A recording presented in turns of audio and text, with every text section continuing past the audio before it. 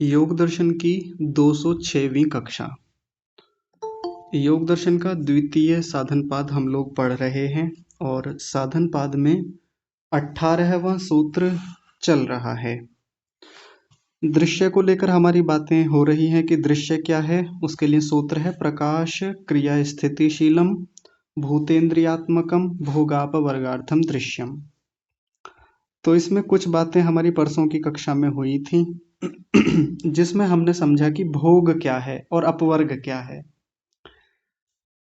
तो इसमें एक दो बातें और करते हैं, फिर उसमें आगे बढ़ेंगे। कई लोगों के प्रश्न भी हैं तो फिर उनको भी देखेंगे। चलिए पहले प्रश्न ही ले लेते हैं। कर्नल साहब जी, आप कुछ कहना चाहते हैं? नमस्ते आचार्य जी। नमस्ते जी। आचार्य जी, आपने जो भोग को समझाया परसों जो है जी तो थोड़ा सा उसमें एक चीज समझ में आई नहीं। जी एक्चुअली जैसे नई चीजें अब जब सिखा रहे हैं तो वो पुराने के साथ कनेक्ट होने में थोड़ी सी जो है कंफ्यूजन या थोड़ी सी दिक्कत आती है। हाँ जी आपने बताया था कि जो भोग और सुख और दुख की जो अनुभूति है जी ये चित्त में होती है। जी तो ये जो सुख और दुख की अनुभूति चित्त में होती है या आत्मा में होती है? हाँ, मैं बताता हूँ अभी। अनुभूति तो आत्मा में ही होती है, लेकिन ये सुख दुख जो हो रहे होते हैं या संसार के जो भी विषय आ रहे होते हैं, इष्ट हों अनिष्ट हों, ये क्रियाशीलता, ये सत्व यानी प्रकाशशीलता या स्थितिशीलता, ये सब कुछ चित्त में ही हो रहा होता है। अनुभव करने वाला आत्मा है। ये जितनी क्रियाएं हो रही होती हैं ये आत्मा में नहीं होती। सुख दुख आत्मा में नहीं होते। आत्मा तो बस उनको अनुभव करने वाला है। अभी प्रसंग आगे आएगा, इसको विस्तार से देखेंगे। इसमें लिखा हुआ है कि होते ये सब चित्त में हैं, कहे आत्मा में जाते हैं। सुख दुख आत्मा में नहीं होते।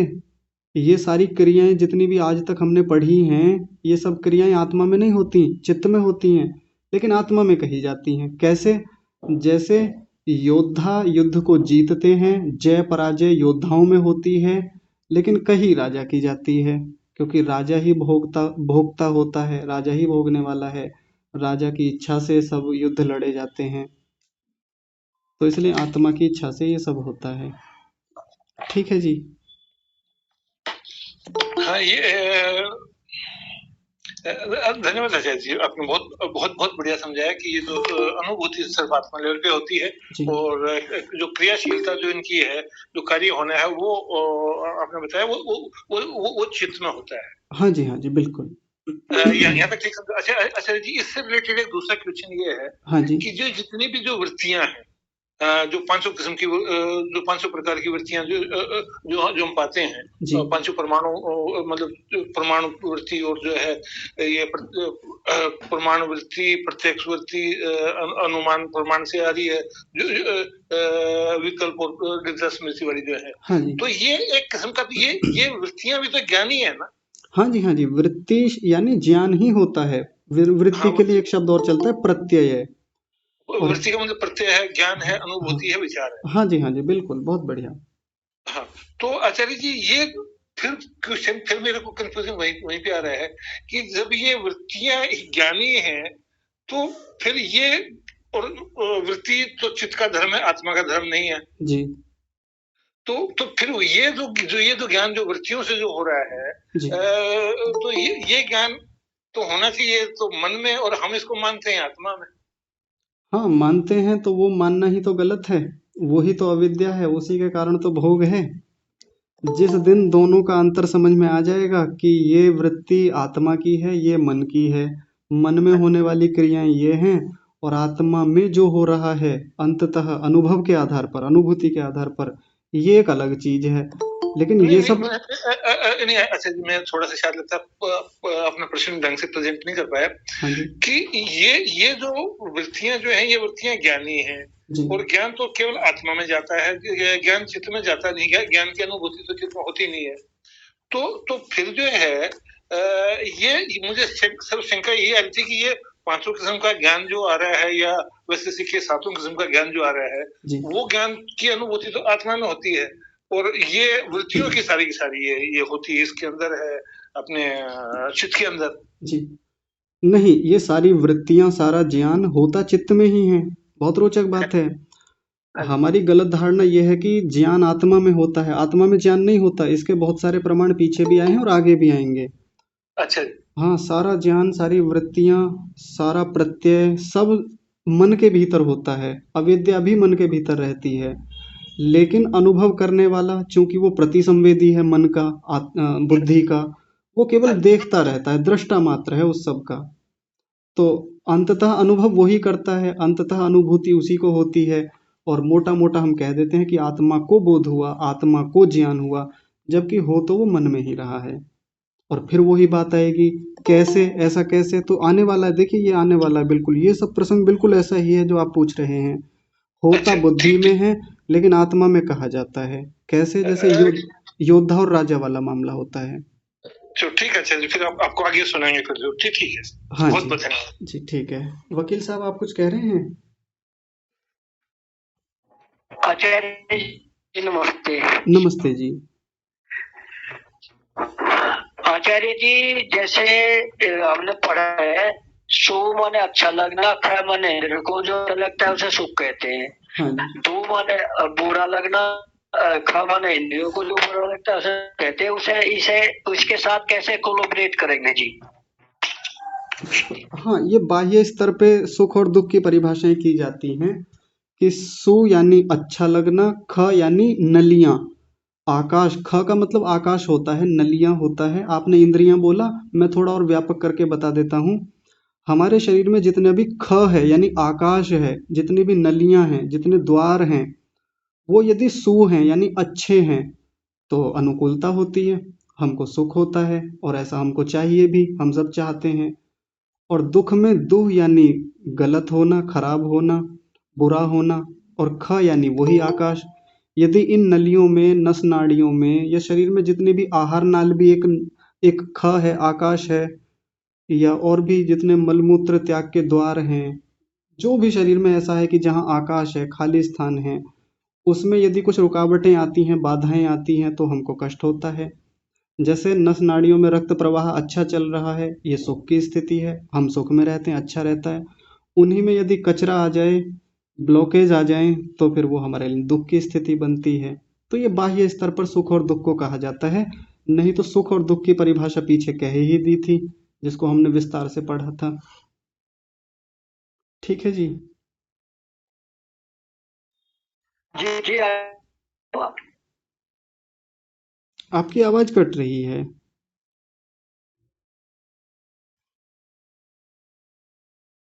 चलिए ठीक है, शायद हो गया होगा। जी चौधरी साहब, आप बताइए। जी आचार्य जी, सादर नमस्ते। नमस्ते जी। जी आचार्य जी, सादर नमस्ते। नमस्ते जी। आपको आवाज नहीं आ रही मेरी? हाँ, बीच में नहीं आई थी सर। हाँ जी। मेरी आवाज आपको क्लियर आ रही है? हाँ जी, आ रही है। आचार्य जी, जो ये परसों 3-4 पंक्तियां हुई थी जी। इन पंक्तियों को जो हम समझे हैं, वो मैं थोड़ा सा बताना चाहता हूँ। आप बताइए कि फिर कि हम इसको ठीक समझ रहे हैं या इसमें कुछ, क्योंकि थोड़ा सा विषय थोड़ा सा कठिन है। हाँ जी। पहला विषय है ये आचार्य जी कि ये जो दृश्य है हमारा, जी। ये इसके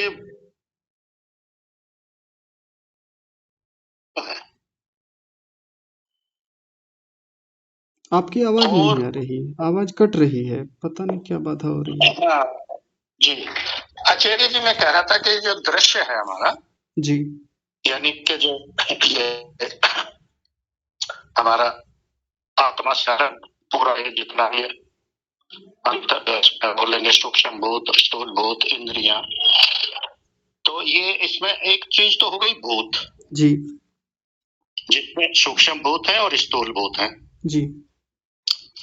जो इसमें जो ये शब्द परिणयता आया है, परिणयता का मतलब वो परिणामी वाला निकालेंगे ना, कि ये सूक्ष्म भूत से स्थूल भूत में बदलता रहता है। नहीं, ऐसा नहीं। हाँ, सूक्ष्म भूत से मतलब वहाँ मूल प्रकृति से इनमें परिणत होता है, बदलता है। ये सूक्ष्म प्रकृति के हिसाब से लिया है। जी जी, परिणत का मतलब वही परिणामी वाला निकाल है ना। हाँ जी बिल्कुल। जैसे आत्मा तो है परिणामी है और दृश्य जो है वो परिणामी है। हाँ जी बिल्कुल। और इसी तरह से फिर इंद्रियां सूक्ष्म से स्थूल में परिणत होती हैं। हाँ जी। और उसके आगे फिर जो अगली पंक्ति दी है कि उसमें ये कहा है फिर व्यास जी ने कि ये जो इस तरह से बदलते हैं ये निष्प्रयोजन नहीं है बल्कि इसका एक प्रयोजन होता है। हाँ जी। ये नहीं कि ये वैसे खाना खा जो है बदलते रहते हैं, ये यानी कि एक प्रयोजन के तहत ये बदलते हैं। हाँ जी।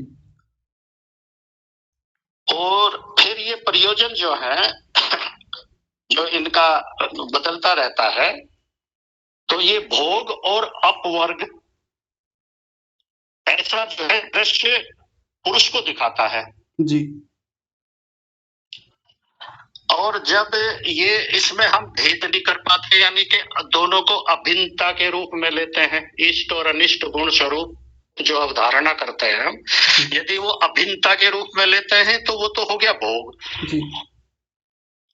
और अगर आत्मा ने उसको अपना देख लिया मेरा स्वरूप अलग है तो वो हो गया अपवर्ग।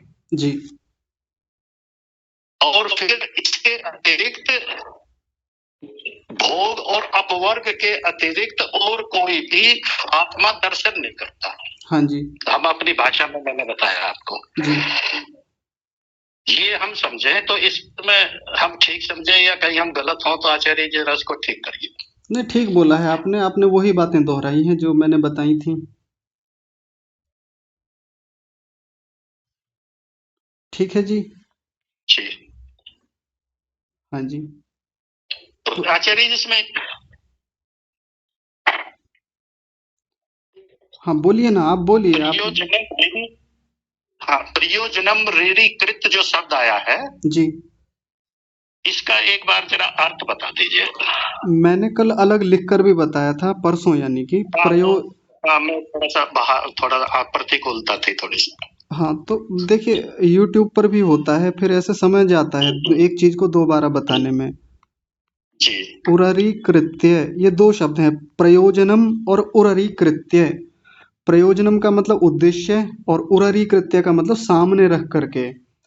प्रयोजन को सामने रख करके प्रवर्तत इति, ये प्रवृत्त होता है। क्या प्रवृत्त होता है? ये दृश्य,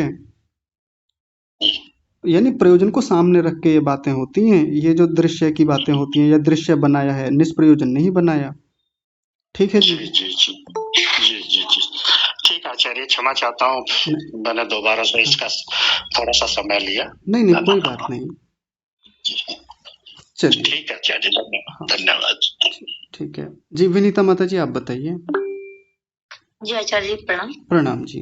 आचार्य जी, व्यास भाष्य के जो 147 पेज पे पहली लाइन है कि धर्मादि प्रत्यय को अभिव्यक्त न करते हुए। तो धर्मादि मतलब इसमें क्या? प्रत्यय का मतलब तो वृत्तीय ज्ञान हो गया है ना, बट धर्मादि का मतलब क्या हुआ? माता जी, आप कहाँ से कह रहे हैं? मुझे एक बार बताइए ठीक से। जी जी जी जी, जो व्यास भाष्य है, जो पुस्तक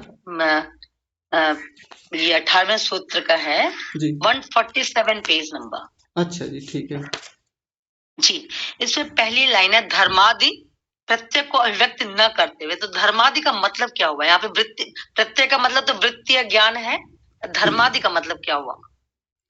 हाँ, धर्म शब्द का मतलब यहाँ पर चित्त के भीतर जो धर्म है, यानी चित्त के भीतर जो वृत्तियां हैं, जो विषय आ रहे हैं, ये वो धर्म है।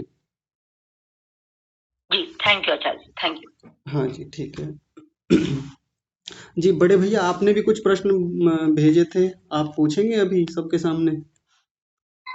हाँ जी हाँ जी, बताइए। नमस्ते आचार्य जी। नमस्ते जी। जी, प्रकृति को जड़ बोला जाता है, तो ये अपवर्ग कराने में तो सक्षम नहीं है ना?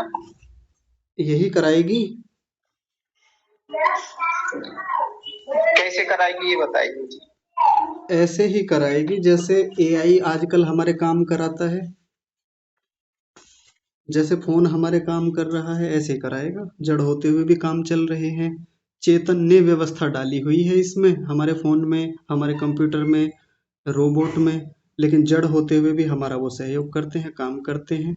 ऐसे ही ये मूल प्रकृति भोग भी करा रही है और भोग कराने की प्रक्रिया में हमारा अपवर्ग भी कराएगी। सहायक साधन है, बस इतना समझ लें। ठीक है जी। जी इतना स्पष्ट हो गया जी। अगला प्रश्न है कि पुरुष का और प्रकृति का संयोग परमात्मा ने कराया है जी। तो ये जो वियोग है उसको आत्मा स्वयं करेगा या परमात्मा कराएंगे? इसमें प्रयास तो आत्मा का ही रहेगा और कराने में तो परमात्मा की ही भूमिका रहेगी। जी वही परमात्मा की भूमिका ही स्पष्ट समझ नहीं आ रही थी, क्योंकि चित्त और आत्मा की वृत्तियों में जो भेद करना होता है वही अपवर्ग की तरफ बढ़ना होता है। ध्यान संध्या उपासना की कक्षाओं में भी इस वृत्ति पर चर्चा की थी यहाँ पर। तो इसमें परमात्मा की क्या भूमिका होती है जब हम अपवर्ग करते हैं तो, क्योंकि आत्मा को ही करना है जी। ये स्पष्ट कीजिए। जब परीक्षा देनी हमको है, सिलेक्शन हमको खुद लेना है, तो फिर हम टीचर्स के पास क्यों जाते हैं? बाहर का एक उदाहरण देता हूँ मैं। जब हमको खुद ही पढ़ना है, खुद ही परीक्षाएं देनी है, तो उस जो परीक्षक होता है, एग्जामिनर होता है, उनकी क्या जरूरत रह जाती है? हम अपने आप पढ़ें, परीक्षा दें, अपने आप रीचेक यानी कॉपियाँ चेक करें, अपने आप नंबर दे सकते हैं, इतना तो सामर्थ्य हमारा खुद भी है। लेकिन फिर भी परीक्षकों की जरूरत होती है, हम अध्यापकों के पास भी जाते हैं, वो हमारा रिजल्ट बनाते हैं, आगे के लिए स्थितियां बनाते हैं। वैसे ही इस अंतर जगत की यात्रा में जीवात्मा का खुद का सामर्थ्य है नहीं कि वो सारे काम अंदर के कर लेगा। प्रयास रहेगा, प्रयत्न रहेगा, साधना करेगा, समाधि तक जाएगा, वो प्रतिपक्ष भावना करेगा, क्लेशों को तनु करेगा, दग्ध बीज करेगा, लेकिन उसका सामर्थ्य है ही नहीं कि इन सबको वो अपने पुरुषार्थ से स्वयं से दग्ध बीज कर ले। एक मोटे मोटे अंश में कहा जाता है कि मैंने अपने संस्कारों को दग्ध बीज कर लिया, कहा जाता है, क्योंकि मैं उस रूप में करता हूँ, मैं करने वाला हूँ, ये कहा जाता है। लेकिन उसमें सहायक जो कोई व्यक्ति है भीतर, कोई वस्तु है, वो तो परमात्मा ही है, कराएगा तो वो ही। और फिर इस पूरी प्रक्रिया में जब अपवर्ग तक जाने की प्रक्रिया में और अपवर्ग से बाद में जो आनंद मिलना है, वो जीवात्मा का अपना सामर्थ्य है ही नहीं कि वो ले ले खुद से, या वो समाधि में भी खुद से प्रत्यक्ष करा ले। और उसके वहां तक पहुंचने की प्रक्रिया में एक पड़ाव होता है परमेश्वर का साक्षात्कार होना। परमेश्वर की जब तक कृपा नहीं होगी, परमेश्वर जब तक खुद से साक्षात्कार नहीं कराएंगे, जीवात्मा कितनी भी ताकत लगा ले, कितनी संप्रज्ञात समाधि में डोलता रहे, संप्रज्ञात समाधि कितनी बार भी लगा ले, असंप्रज्ञात समाधि तक पहुंचेगा ही नहीं, यानी परमेश्वर का साक्षात्कार होगा ही नहीं। उसमें तो परमेश्वर स्वयं कराएंगे तभी होगा। ये है परमात्मा की भूमिका। ठीक है जी। जी यही थोड़ी बाधित कर रही थी, ये शंका थी और विचार कर रही है इस पे। रुकिए तनिक रुकेंगे, एक छोटी सी बात और मैं बता देता हूँ जो पहले भी रखी थी कि परमात्मा की और भूमिका क्या है इस पूरी प्रक्रिया में। जब जीवात्मा को करना ही सब कुछ है, जीवात्मा को स्वयं ही सारा पुरुषार्थ करना है, सारी साधना करनी है, तो इस पूरी प्रक्रिया में परमात्मा की क्या जरूरत है? तो परमात्मा की जरूरत इस रूप में है, थोड़ा सूक्ष्मता में जाकर के देखें, बारीकी से समझें, भीतर की प्रक्रिया को समझें। इस पूरी प्रक्रिया में सारा मामला इस दृश्य का ही है, मन के भीतर चल रही स्थितियों का ही है। यानी मन में सत्वगुण प्रधानता पर रहेगा, उभरा हुआ रहेगा, तो जीवन में एकाग्रता रहेगी, साधना में अच्छी स्थिति बनती चली जाएगी, साक्षात्कार होंगे, समाधियां जल्दी लगेंगी। रजोगुण उभार पे रहेगा तो चंचलता रहेगी, विक्षिप्तता रहेगी, चीजें बिगड़ेंगी, समाधि टूटेगी या समाधि लगेगी ही नहीं। वैसे ही तमोगुण का भी मामला है, तमोगुण बढ़ेगा का मतलब उभार पे रहेगा, तो फिर मूढ़ता की स्थिति रहेगी, अज्ञानता की स्थिति रहेगी, और चित्त हमेशा सबसे खराब स्थिति, मूढ़ स्थिति में रहेगा और समाधि तक कभी पहुंचेगा ही नहीं। परमात्मा की भूमिका यहाँ ये है कि परमात्मा के नियंत्रण में होते हैं तीनों गुण। अकेला परमात्मा ऐसा है जो इस प्रकृति के सभी कणों को अपने नियंत्रण में रखता है।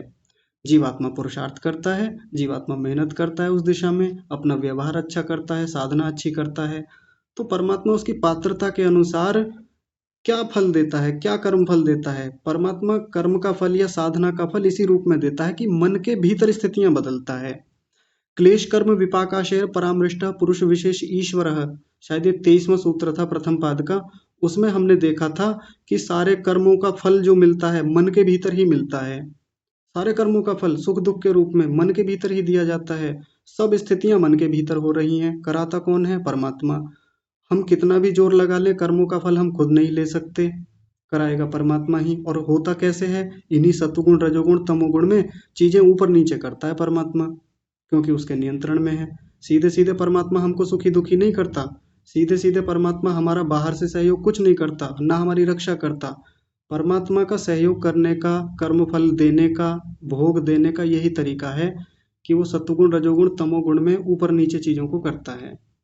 और ये उसका महानतम सहयोग है, महानतम, छोटा मोटा नहीं है, बहुत ऊंचा सहयोग है। ठीक है जी। जी, एक प्रकार से कह सकते हैं कि वो सहयोग करता है हमारा और सहायक भी है इस प्रक्रिया में। परम सहायक है जी। जी जी। हाँ जी। जैसे जो 9 व्याधियां आई थी और उसके बाद 4 उपविघ्न आए थे, उनके जस्ट बाद में एक सूत्र आया था तत्प्रतिषेधार्थम एक तत्व अभ्यास है। तो वहां भी ये स्पष्ट हो रही थी बात थोड़ी थोड़ी सी, लेकिन दोनों का कॉम्बिनेशन नहीं बन पा रहा था इस विषय का पूर्व के सूत्रों का। हाँ तो जी। अब थोड़ी स्पष्ट हुआ है जी वो विषय। हाँ जी। हाँ जी। एक छोटी सी शंका और है जी। 17वें सूत्र का जो व्यास भाष्य था उसमें अंतिम पंक्ति में आत्मा को निष्क्रिय बताया गया था। हाँ जी। लेकिन यहाँ पर तो सारी चित्त की वृत्तियां जो भी हैं, जो भी वृत्तियां हो रही हैं, वृत्तियों को रोकना है, वो सब चित्त के अंदर ही चल रहा है, बुद्धि के अंदर ही चल रहा है जी। तो यहाँ पर तो चेतन जैसा प्रतीत हो रहा है आत्मा, ये मन हमारा बुद्धि जी। और करना है सबको, आत्मा को करना है जी। तो यहाँ पर दोनों में स्पष्टता कीजिए। क्या स्पष्टता नहीं हो पा रही? आपने वो बात रखी नहीं कि आपको क्या स्पष्ट नहीं हो रहा। जी, आत्मा को निष्क्रिय बताया गया था अंतिम पंक्ति में। हाँ जी, बिल्कुल। और यहाँ जो भी करना है आत्मा को ही करना है, चित्त की वृत्तियों और आत्मा की वृत्तियों में भेद जो करना है जी। और जैसा कि हम अभी तक पढ़ रहे हैं कि इसको चित्त को जड़ बताया गया है, लेकिन यहाँ तो सारी प्रक्रियाएं जो हो रही हैं उनके हिसाब से तो चेतन जैसा प्रतीत हो रहा है मन। हाँ जी। तो चेतन जैसा इसलिए है क्योंकि चेतन के संपर्क में है। चेतन के होने से इसमें जो क्रियाएं दिख रही हैं वो उनकी अपनी भी स्थितियां हैं। ऐसा नहीं है कि सारे चेतन के होने से ही हैं, अपना भी उसका धर्म है। क्योंकि जब वो प्रकट रूप में आया है ये दृश्य हमारे सामने, तो सत्वगुण का जो अपना कार्य है, उसकी जो अपनी क्रियाएं हैं, अभी आएंगी आगे उनको भी समझेंगे। और रजोगुण की जो अपनी क्रियाशीलता है, तमोगुण की भी अपनी एक स्थिति है। इनके कारण से भी वो हमको चेतनता जैसी दिखती है, जो वास्तव में चेतनता होती नहीं है। उसी के कारण से हम कहते हैं कि मन लगा, मन गया, मन ठीक नहीं है, मन उदास है, मन में ये चल रहा है, मन में वो चल रहा है, मन बड़ा ऐसा हो गया, मन वैसा हो गया। तो हमको लगता है यार सब कुछ तो मन ही कर रहा है, चेतन जैसा लग रहा है। जबकि पीछे जब हम समझ रहे थे कि मन एक कर्म है, कर्म यानी साधन है, जो पीछे व्याकरण के अनुसार बताया था, और क्रिया जो होती है वो हमेशा कर्म में ही होती है। ये विस्तार से समझ के आए हैं। यदि आप उस मूल सिद्धांत को भूल जाएंगे तो फिर ये क्रिया वाला मामला कभी समझ में नहीं आएगा। ये जो क्रियाएं जो होती हैं, जो जैसे तपी क्रिया को लेकर के बोला था, वो हमेशा कर्म में होती है, वो कभी भी कर्ता में नहीं होती, करने वाले में नहीं होती। जब हम वो उस सिद्धांत को एक बार ठीक से समझ लेंगे तो फिर ये सक्रिय और निष्क्रिय वाला मामला समझ में आ जाएगा अच्छे से। तो आप उस मूल सिद्धांत को पकड़ें कि क्रिया हमेशा कर्म में होती है, कर्ता में नहीं होती। हम क्रिया का मतलब यही सोचते हैं, आना जाना, ये करना वो करना, ऐसे। ये क्रिया का मतलब नहीं है यहाँ पे। यहाँ जो क्रिया मुख्य रूप से कही जा रही है वो है चित्त के भीतर जो स्थितियां बनती हैं, बिगड़ती हैं, उसके भीतर जो धर्म आ रहे हैं, जा रहे हैं, दृश्य बन रहे हैं, सुख हो रहा है, दुख हो रहा है, अनुकूलता है, प्रतिकूलता है, तमाम प्रकार के चित्र बन रहे हैं, तमाम प्रकार की वासनाएं बन रही हैं, यानी संस्कार बन रहे हैं, संस्कारों से वृत्तियां बन रही हैं, साक्षात्कार हो रहे हैं, बोध हो रहे हैं। ये इतना सारा कुछ जो चल रहा है ये सब क्रियाएं हैं, और ये आत्मा में नहीं होती। आत्मा तो बस दृष्टा मात्र है, देखता है, अनुभव मात्र करता है, हो सब कुछ चित्त में रहा है। इस आधार पर हम कहेंगे कि चित्त सक्रिय है यानी क्रिया वाला है, चूंकि प्रकृति से बना है, और आत्मा जो है वो क्रिया से रहित है, निष्क्रिय है। लेकिन फिर भी एक दूसरी दृष्टि से, अब वो अभी प्रसंग आगे भी आएगा, आत्मा को अकर्ता भी बोला है यहाँ पर, अकर्ता होता है। अकर्ता का मतलब यानी वो क्रिया से रहित है, सीधे सीधे उसमें ये क्रियाएं नहीं होती। लेकिन एक दूसरी दृष्टि से आत्मा को कर्ता बोला जाता है। क्यों? क्योंकि इच्छा वो ही करता है, भोगने वाला वो ही है, चीजों से जुड़ा हुआ वो है, अनुभव वो करता है, तो फिर उसका भोक्तृत्व भी बनेगा, भोक्ता भी वो बनेगा। इस आधार पर उसको कर्ता भी बोला जाता है। समझ पा रहे हैं जी? हाँ जी, स्पष्ट हो गया हाँ जी। एक अंतिम है कि चित्त की और आत्मा की वृत्तियों में भेद कैसे करेंगे, ये बात, इसको थोड़ा स्पष्ट। हाँ ये बात बार बार बोली जा चुकी है, ध्यान संध्या उपासना की कक्षाओं में भी बोला था कि मामला बहुत मुश्किल है, बहुत आगे का है। एक स्तर आने पर ये चीजें समझ में आती हैं।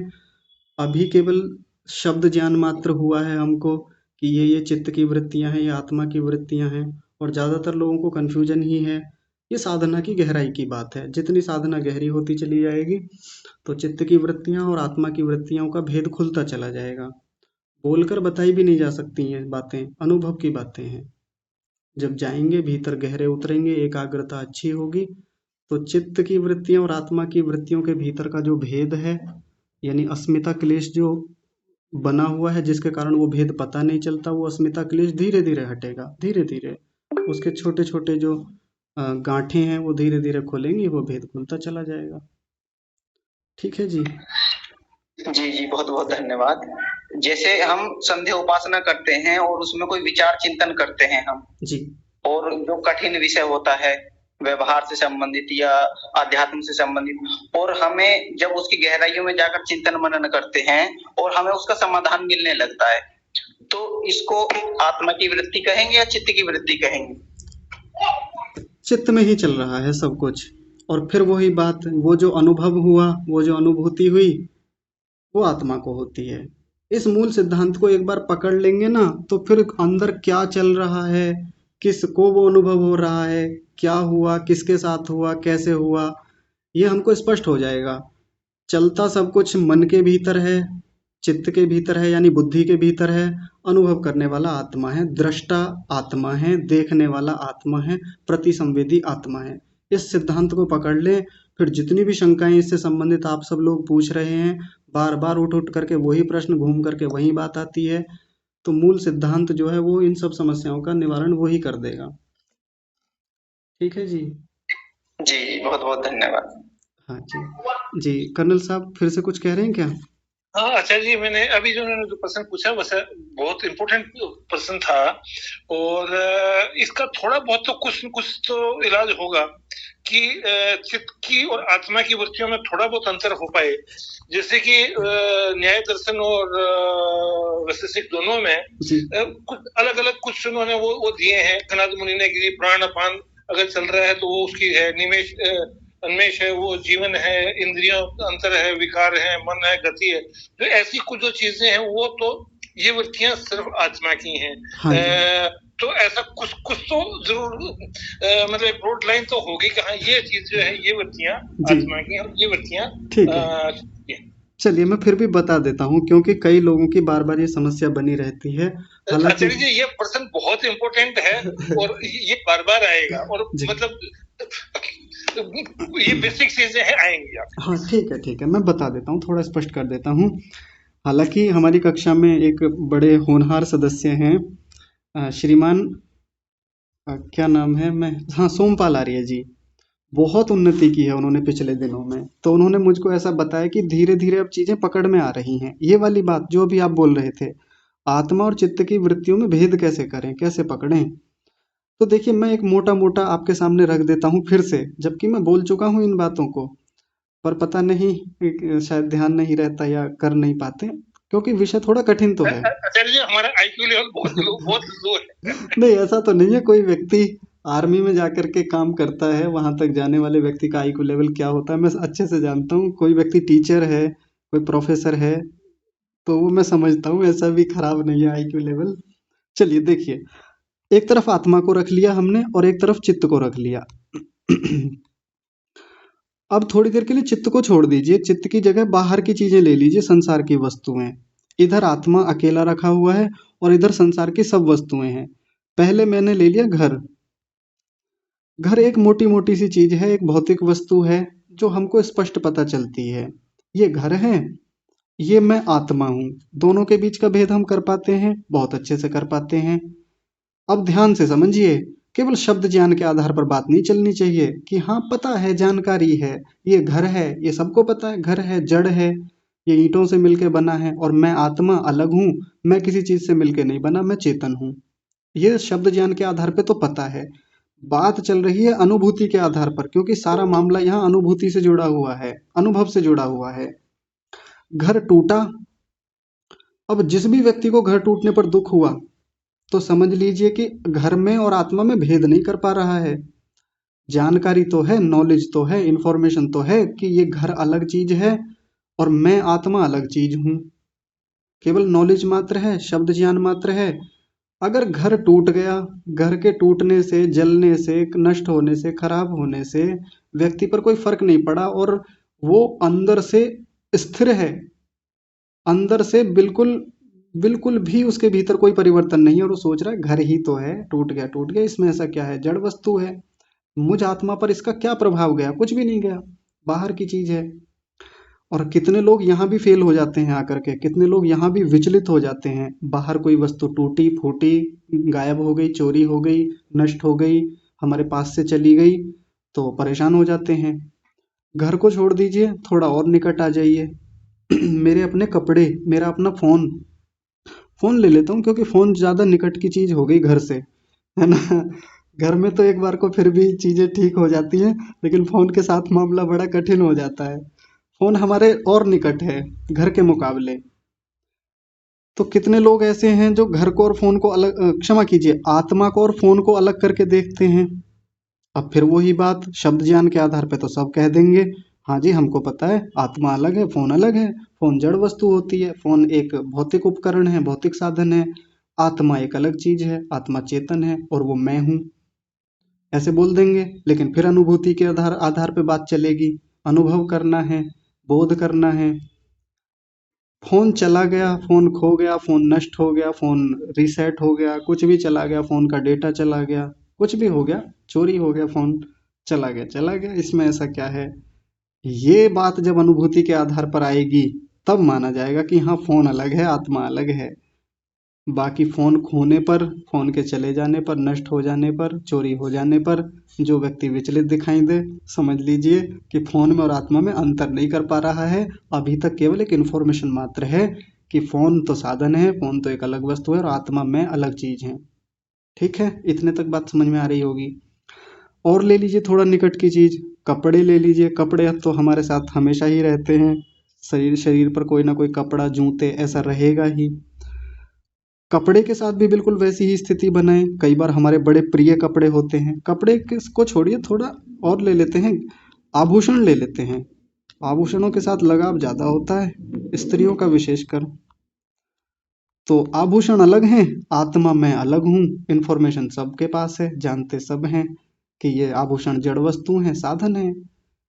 लेकिन फिर से वही बात, अनुभूति के आधार पर आभूषण खो गया। अगर एक कान की बाली, नासिका में पहना जाने वाला जो भी है, या किसी की अंगूठी, पुरुष की, या पुरुष भी जो चेन वगैरह पहनते हैं, वो खो जाए तो क्या हालत होती है जानते हैं। जिनकी खोती है वो जानते हैं कि 10,000 की थी, 50,000 की थी जी, ये 1 लाख रुपए का था, चोरी हो गया, छीन लिया, निकल गया, पता नहीं कहाँ गुम हो गया, और फिर बेचैन, फिर उसके पीछे परेशान, यहाँ खोया था, यहाँ गिरा था। वो छोटी छोटी बालियां जैसी होती हैं, उनके पीछे तो बड़े पागल हो जाते हैं कई बार, यहाँ गिरी थी, उसने खो दी, इनको मिली होगी, कई बार झगड़े हो जाते हैं। ये जो झगड़े चल रहे हैं कि मेरा वाला जो आभूषण था ये इसने ले लिया, मेरे गहने इसने छीन लिए, पता नहीं किसने निकाल लिए, कहाँ चले गए। ये जो बेचैनी भीतर है, ये जो व्यग्रता है, ये अविद्या को दर्शा रही है। ये उस बात को दर्शा रही है कि अभी तक इन्फॉर्मेशन मात्र थी, एक जानकारी मात्र थी कि आभूषण अलग है, मैं आत्मा अलग हूँ। अगर आभूषण चला गया, आभूषण आ गया, कहीं से मिल गया, किसी ने उपहार में दे दिया, तो ना तो खुश हैं और आभूषण के चले जाने से ना दुखी हैं। कितने तो ऐसे होते हैं कि किसी को उपहार में आभूषण दे दिया, मान लीजिए हीरे की अंगूठी उपहार में दे दी, ओहो, फिर तो ये सोच लेते हैं कि जैसे संसार के सब सुख मिल गए। लेकिन किसी वस्तु के बाहर से मिलने पर ये भी अंदर परिवर्तन ना हो कि इसमें मुझे क्या मिला, मुझे यानी आत्मा को अंततः क्या मिला। जो व्यक्ति वहां जाकर के अनुभूति के स्तर पर विचार कर रहा है, ध्यान से समझिए, बहुत बारीक बात है। जो व्यक्ति वहां जाकर के विचार कर रहा है कि इस वस्तु के चले जाने पर मुझ आत्मा का क्या चला गया, या इस वस्तु के मिल जाने पर अंततः मुझ आत्मा को क्या प्राप्ति हो गई, जो व्यक्ति वहां जाकर बात को समझ रहा है, तो समझिए ये आत्मा की वृत्ति है और ये आभूषण की यानी बाहर की वृत्ति है। समझ पा रहे हैं? अब थोड़ा सा और निकट आके देख लीजिए, आभूषणों से और निकट आए, शरीर को ले लें। शरीर तो आत्मा के और भी निकट है, बहुत सारी चीजें हैं जो इस आत्मा के पास हैं, अभी देखेंगे सबको। शरीर के साथ देख लें, शरीर की अपनी वृत्तियां हैं, शरीर के अपने धर्म हैं, आत्मा के अपने धर्म हैं। आत्मा को तो अंततः सुख या दुख चाहिए, आत्मा को अंततः बोध चाहिए, आत्मा को तो अंततः वो अनुकूलता चाहिए, ये आत्मा की वृत्ति होती है। ध्यान से समझेंगे, आत्मा की वृत्ति तो वो है जो उसको अनुकूलता देती है, जो उसको सुख देती है, जो उसको बोध कराती है, जो उसको ज्ञान कराती है, वो ही उसकी वृत्ति है, वो ही आत्मा को की प्राप्ति है, या वो ही आत्मा के पास से जाना होता है, वो ही उसके पास आता है, वो ही उसके पास से जाता है।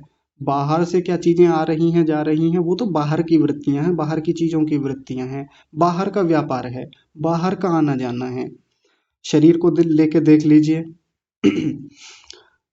बाल सफेद होने लगे, शरीर में झुर्रियां पड़ने लगी, शरीर काला पड़ने लगा। कितने लोग हैं जो गोरे से काले होते चले जाते हैं तो परेशान होने लगते हैं, 2-4 बाल सफेद हुए तो बड़े परेशान हो जाते हैं, और एक समय ऐसा आता है कि सारे बाल सफेद हो गए, 10-20 बाल काले हैं, तो अब उन काले बालों से परेशान है कि ये सफेद क्यों नहीं हो रहे हैं, ताकि सारा मामला एक जैसा दिखे। ये वृत्ति बाहर की है, शरीर की वृत्तियां हैं, शरीर का व्यापार है, शरीर का धर्म है, वो बाहर का है, बाहर के परिवर्तन है। मुझ आत्मा में इस शरीर के परिवर्तन होने से क्या भेद हो रहा है, वो आत्मा की वृत्ति है। आत्मा में जो सुख या दुख बाहर से हो रहे हैं, बाहर की चीजों के कारण से, आत्मा में जो इस शरीर के होने से जो ज्ञान बोध की अनुभूतियां हो रही हैं, वो आत्मा की अनुभूतियां हैं। अब हम स्थूल से सूक्ष्म की ओर बढ़ रहे हैं, ध्यान दीजिए। बाहर की मोटी मोटी बातों में तो कोई भी भेद कर ले, लेकिन अब चीजें सूक्ष्मता की ओर जा रही हैं। शरीर से अंदर चलते हैं, अब वस्तु है चित्त। अब चित्त में आप चित्त कह लीजिए, बुद्धि कह लीजिए, मन कह लीजिए, अहंकार कह लीजिए, सारी चीजों को मैं चित्त नाम से बोल रहा हूं, जो योग दर्शन में चित्त से ही सबको कहा गया है। अब चित्त के भीतर जो चीजें चल रही हैं, कितने लोगों को तो यही पता नहीं है कि चित्त के धर्म क्या हैं, चित्त की वृत्तियां क्या हैं, चित्त के भीतर हो क्या रहा है, चित्त के भीतर चित्र क्या बन रहे हैं, चित्त के भीतर वासनाएं कैसी हैं, संस्कार कैसे हैं, चित्त के भीतर ज्ञान कैसे हो रहा है, चित्त के भीतर रजोगुण तमोगुण की स्थितियां ऊपर नीचे कैसे हो रही हैं, चित्त के भीतर प्रख्या प्रवृत्ति स्थिति कैसे काम कर रही है, चित्त के भीतर ये सब बाहर का जो दृश्य है, बाहर से आने वाले विषय वृत्तियों के रूप में कैसे काम कर रहे हैं, कैसे इसके भीतर सब वो दृश्य चल रहे हैं, जैसे टीवी स्क्रीन पर दृश्य चलते हैं। जब तक वो पता नहीं चलेगा तब तक चित्त की और आत्मा की वृत्तियों में भेद ही नहीं कर पाएंगे। तो चित्त में इतने परिवर्तन दिन रात हो रहे हैं, हर समय हो रहे हैं, बाहर से इतने विषय आ रहे हैं, ये चित्त की क्रियाएं हैं, चित्त के धर्म हैं, या कहें चित्त की वृत्तियां हैं, ये अलग हैं। और आत्मा जो यहाँ से ग्रहण कर रहा है वो आत्मा की वृत्ति है। इस चित्त में जो अनुकूल स्थितियां बनी, अच्छे दृश्य बने, अच्छा दृश्य बना, अच्छी चीजें बनी, वो आत्मा को सुख देंगे। जिस समय आत्मा सुखी हो रहा है, ये आत्मा की वृत्ति है। आत्मा चूंकि इसका प्रतिसंवेदी है, जुड़ा हुआ है, तो आत्मा तक कुछ तो पहुंचेगा। आत्मा में नहीं होता कुछ भी, आत्मा को अनुभव होता है, आत्मा तक जाता है, हो सब कुछ चित्त में ही रहा है। माइनर लेवल पे जाके देखें तो सूक्ष्म स्तर पे जाकर देखें, चित्त के भीतर सारे दृश्य बन रहे हैं, देखने वाला आत्मा। जब आत्मा देख रहा है, अनुभव कर पा रहा है, ये आत्मा की वृत्ति है। लेकिन ये जो प्रक्रिया है जिसको मैं बोल कर बता रहा हूं, ये भी केवल एक इन्फॉर्मेशन मात्र है, ये भी केवल एक जानकारी है जो पढ़ ली है या इधर से बता दी तो सुन ली है। ये जानकारी तो बन रही है, अभी अनुभूति थोड़ी हो पा रही होगी। अनुभूति नहीं हो पा रही होगी। अनुभूति कैसे करेंगे, थोड़ा मैं और खोल देता हूँ बातों को। कक्षा के बाद या दिन में जब भी समय मिले, रात्रि में समय मिले, कभी भी जब आपको अनुकूलता हो, एकांत में हो, एक छोटा सा गुड़ का टुकड़ा, चीनी का टुकड़ा या मिश्री का टुकड़ा, खाने पीने की कोई भी चीज, खट्टा अचार कुछ भी हो, आप वो लीजिए, जिह्वा पे रखिए। जिह्वा पर रखेंगे, जिह्वा पर रखने के बाद में एक रस की अनुभूति होगी। ये रस जो बना, ये रस जो विषय था, विषय रस की बात कर रहा हूँ, रस वो नहीं जो मुंह में बन रहा है, वो रस नहीं, वो तो धातु है। रस यानी जो विषय रस होता है, जो एक इंफॉर्मेशन के रूप में अंदर जाएगा, वो चित्त तक जाएगा, है ना। चित्त तक जाने के बाद में आत्मा उसको देखेगा, अनुभव करेगा, और आत्मा को एक बोध हो जाएगा कि ये खट्टा था, ये मीठा था, ये मिश्री का मीठा था, ये गुड़ का मीठा था, ये चीनी का मीठा था, ये फल था, ये वाला फल था। ये जो अनुभूति हो रही है, अगर कोई उसमें थोड़ा भी भेद कर पा रहा है व्यावहारिक स्तर पे जा करके, तो समझ लीजिए कि वो यात्रा शुरू हो गई। अब कौन सी यात्रा? अनुभूति वाली यात्रा, चित्त की और आत्मा की वृत्तियों में भेद वाली यात्रा। और ये आसान काम थोड़ी है, ऐसे खुली आंखों से तो होता भी नहीं है काम कि ऐसे कर लेंगे। मोटा मोटा हो पाएगा, लेकिन बिल्कुल स्पष्ट हो जाएगा कि ये आत्मा में चित्र बना था, मैं आत्मा तो चित्त को देख रहा हूँ और देखो मुझे अनुभूति हो गई, ऐसा तो नहीं होगा। लेकिन हाँ, मोटे मोटे अंशों में व्यावहारिक जीवन में किसी चीज को चखते हुए, स्वाद लेते हुए ये हम कर ही सकते हैं। हाँ, मुझे महसूस हुआ, हाँ ये खट्टा था मुझे पता चला, हाँ ये मीठा था मुझे पता चला, मेरे मन में जानकारी बनी, मेरे मन में इसका चित्र बना, मेरे मन में इसकी एक छवि बनी, मेरे मन में इसकी एक स्मृति बनी। ये भी विचार साथ में चले, ये भी विचार बने, और ये जो विचार बन रहा है, ये जो थॉट प्रोसेस चल रही है, ये मन के भीतर चल रही है, ये भी साथ में एक विचार चलेगा। विचार का भी विचार साथ में चल रहा है कि ये विचार जो चल रहा है, ये भी मन में चल रहा है। सोचिए कितनी बारीक प्रक्रिया है। दूसरा करके देख लीजिए, कोई गंध सामने ले आइए, धूप बत्ती, अगरबत्ती या कोई सुगंधित वस्तु, कोई ऐसा रख लीजिए जो भी है, कोई पुष्प रख लीजिए, उसको सूंघने की प्रक्रिया में विचार करिए। विचार करके देखेंगे तो किसकी गंध है, कैसे अंदर गई। हालांकि हम नहीं पकड़ पाएंगे कैसे अंदर गई, क्योंकि बड़ी सूक्ष्म प्रक्रिया है, हम ऐसे देख भी नहीं पाएंगे। लेकिन एक अंततः होने वाली अनुभूति को हम पकड़ पाएंगे कि हाँ, जब मैंने सूंघा तो पता नहीं सेकंड के कितने हिस्से में, कितने कम हिस्से में वो मुझे अनुभूति हो गई थी। हाँ, ये गुलाब का था, ये गुलाब की गंध थी, और ये जिसकी भी थी, ये कमल की थी, ये उस पुष्प की थी, चमेली की थी, ये वाली सेंट की गंध थी, या ये वाली सामग्री की गंध थी। ऐसा हम अनुभव कर पाएंगे। तो जो वो जिस समय अनुभव हुआ, हो बहुत जल्दी जाएगा, पता भी नहीं चलेगा कि वो सेकंड के कितने कम हिस्से में वो हमको अनुभव हो गया।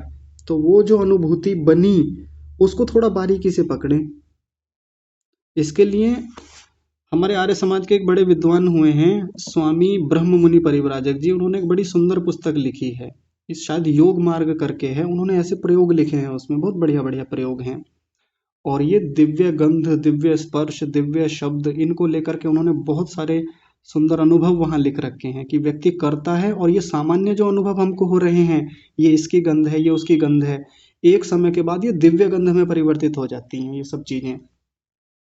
तो वो तो जो लोग चमत्कारों में विश्वास रखते हैं, जिनको वो दिव्य गंध ही चाहिए, जिनको उनसे चमत्कार भी दिखाते हैं लोग। वास्तव में ऐसा होता है कि एक समय के बाद जब ये अनुभूतियां गहरी हो जाती हैं, तो व्यक्ति यदि रुमाल में फूंक मार करके किसी को सूंघा देना, तो फूंक मारने मात्र से वो किसी को भी गुलाब की, गेंदे की, चमेली की खुशबू सूंघा सकता है। ऐसे उसमें अनुभव लिखे हुए हैं, और वो सही हैं, सत्य प्रयोग हैं। और हमारी रुचि इन सब चीजों में ज्यादा होती है। हमारी रुचि इस बात में है ही नहीं कि आत्मा को अंततः क्या अनुभूति हुई, अंततः आत्मा को क्या बोध हुआ। कितने लोग तो कक्षा के बाद मुझसे पूछेंगे, जी वो पुस्तक बताइए, हम भी करेंगे, हम भी वो प्रयोग करके देखेंगे, हम भी चमत्कार करके देखेंगे। हालांकि अब नहीं पूछेंगे आप, है ना, क्योंकि अब मैंने टोक दिया, अब मैंने रोक दिया है, तो अब कई लोग पूछेंगे ही नहीं।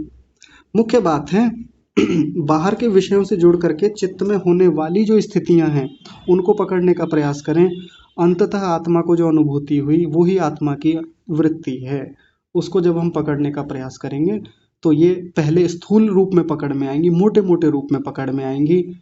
फिर इन सब चीज़ों को ध्यान में बैठ करके करें, क्योंकि व्यावहारिक जीवन में आँख खोल करके करते हुए हम उतनी बारीकी से नहीं पकड़ पाएंगे। ध्यान में बैठते हैं, एकाग्रता होती है, बाहर के सब विषयों को रोकते हैं, किसी एक विषय पर केंद्रित होते हैं, तो फिर इनकी सूक्ष्म वृत्तियां जो हैं वो हमको गहराई से पकड़ में आती हैं। और फिर मैं एक बहुत गहरी बात कह रहा हूँ, सब लोग बड़े ध्यान से समझेंगे। अगर ये बात अभी समझ में आ गई तो फिर आज के बाद आप ये प्रश्न नहीं करेंगे कोई भी।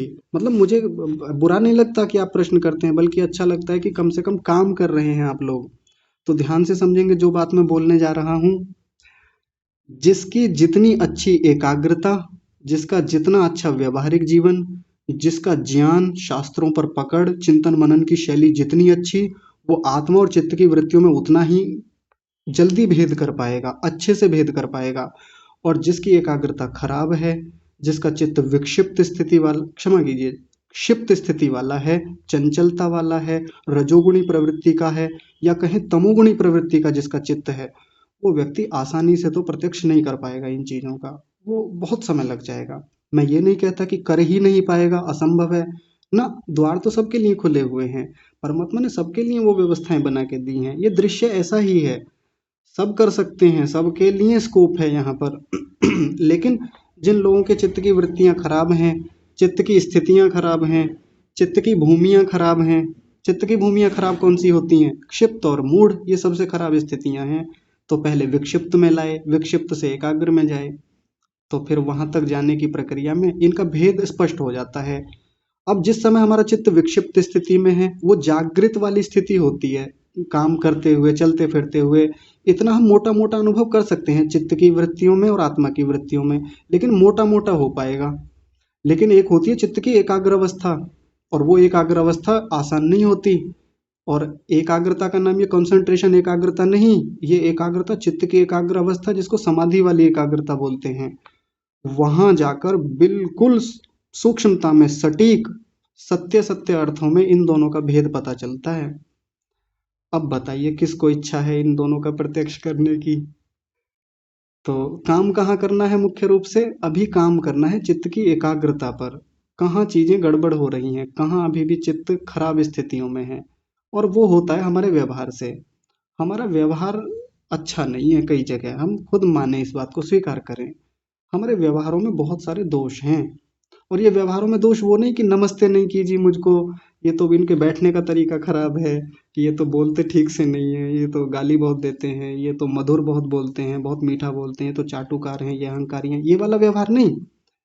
व्यवहार का मतलब जब हम किसी काम को करते हैं तो किसी काम को करने में जो व्यवहारिकता होती है, हम कितना एकाग्रता से उस काम को कर रहे हैं, हम कितना मन लगा करके काम को कर रहे हैं। बहुत सारे लोग तो ऐसे प्रोफेशन में हैं जो उनके पसंद का है ही नहीं, मजबूरी में है उस प्रोफेशन में। मैं गारंटी देता हूँ, कितना भी आप कर लीजिए, योग में उन्नति नहीं कर पाएंगे जब तक बाहर का प्रोफेशन ही आपके मन का नहीं है। एक व्यक्ति अध्यापक है, अध्यापक का उदाहरण ले रहा हूँ, कोई अपने ऊपर मत लीजिएगा। कोई व्यक्ति अध्यापक है, मन होता नहीं पढ़ाने का, बच्चों को देख करके ही खून फूकता है, उसका खून जलता है, दिमाग खराब होता है कि कहाँ फंस गए इसमें, मेरा मन तो स्पोर्ट्स में जाने का था, मेरा मन तो संगीत में जाने का था, या मेरा मन तो था कि मैं पॉलिटिक्स में जाऊं। अब कुढ़ेगा जीवन भर, परेशान रहेगा, भीतर भीतर दुखी रहेगा, मजबूरी में काम करेगा, मन लगा के थोड़ी करेगा। कोई क्रिएटिव काम कर पाएगा? नहीं कर पाएगा। कुछ गहन चिंतन, कुछ गहन शोध कर पाएगा टीचिंग के प्रोफेशन में? कभी नहीं कर पाएगा। बच्चों पर कुछ विशेष काम कर पाएगा? कभी नहीं कर पाएगा। ढोएगा केवल उस प्रोफेशन को, केवल सैलरी के लिए तो वो रुका हुआ है। ये इस वजह से कि मजबूरियां हैं जी, घर चलाना पड़ेगा, क्या करें, इस वजह से इस प्रोफेशन में है, छोड़ नहीं सकते, जिम्मेदारियां हैं। तो मैं तो स्पष्ट कहता हूँ कि गलत प्रोफेशन में है ना, तो चित्त खराब रहेगा, जीवन भर रहेगा, बल्कि और खराब हो जाएगा, बिगाड़ते चले जाएंगे। और जो व्यक्ति अपने पसंद के प्रोफेशन में है, मजा आता है काम करके, भले ही, मैं तो स्पष्ट कहता हूँ हमेशा, कोई व्यक्ति मजदूर भी है और अपनी पसंद का है उसका काम, मजदूरी का भी, फावड़ा चलाता है, नालियां साफ करता है, लेकिन मजा आता है नाली साफ करने में। अब आप सोचेंगे नाली साफ करने में किसको मजा आता है? करते हैं लोग, उनको है सफाई से अच्छा लगता है सफाई करना, बहुत सारे लोग करते हैं, यूट्यूब पर आजकल दिख जाएंगे ऐसे लोग व्यवहारिक जीवन में भी हैं। मतलब मैं उदाहरण दे रहा हूँ, ये तो मैं केवल एक उदाहरण है। कोई व्यक्ति मान लीजिए आर्मी में है, अच्छा लगता है देश की सेवा करना, तो वो भी एक उदाहरण है।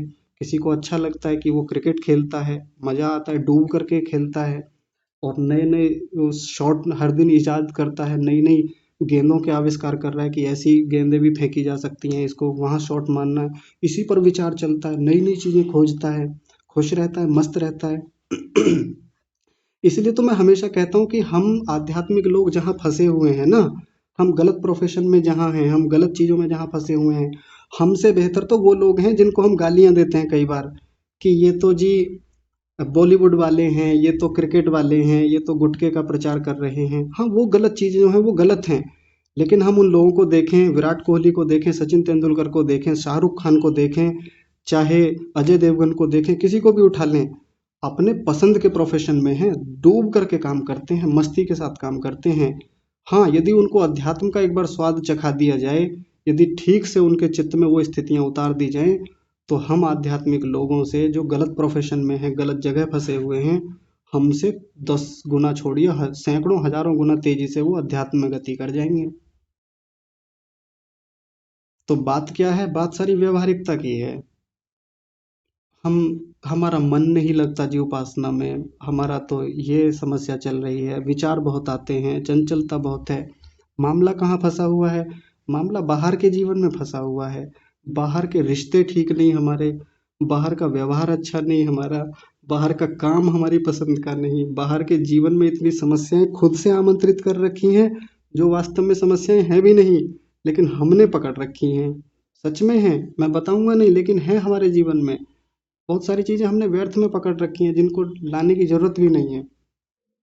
ये है व्यवहारिकता। तो जब तक ये व्यवहारिकता अच्छी नहीं होगी, हम अपने पसंद के काम में नहीं होंगे, पसंद के काम में नहीं रहेंगे, अपने काम को एकाग्रता से, मन से, प्रसन्नता से, अच्छे से नहीं करेंगे, डूब करके नहीं करेंगे, क्रिएशन के साथ नहीं करेंगे, तो साधना तो ये फिर बेकार की बात है हमारे लिए, सच में, और बहुत दूर की बात है। अब मुझे लगता है बात समझ में आ गई होगी सारी, जो इतने दिन से प्रयास चल रहा था कि ये चित्त की वृत्तियों और आत्मा की वृत्तियों में अंतर क्यों नहीं हो पा रहा है। ठीक है जी, आज समय बहुत हो गया, विषय थोड़ा सा गहरा था और इसको पूरा करना भी जरूरी था। तो आज की कक्षा को विराम देते हैं। सभी का जुड़े रहने के लिए बहुत धन्यवाद, और विशेष धन्यवाद परमात्मा का, जिन्होंने इतना सुंदर उत्तम ज्ञान हमको दिया। तो ऐसे महनीय, सर्वव्यापक, सर्व सामर्थ्यशाली और परम सहायक परमेश्वर का बहुत धन्यवाद। आज की कक्षा को यहीं विराम। आप सभी को सादर प्रणाम।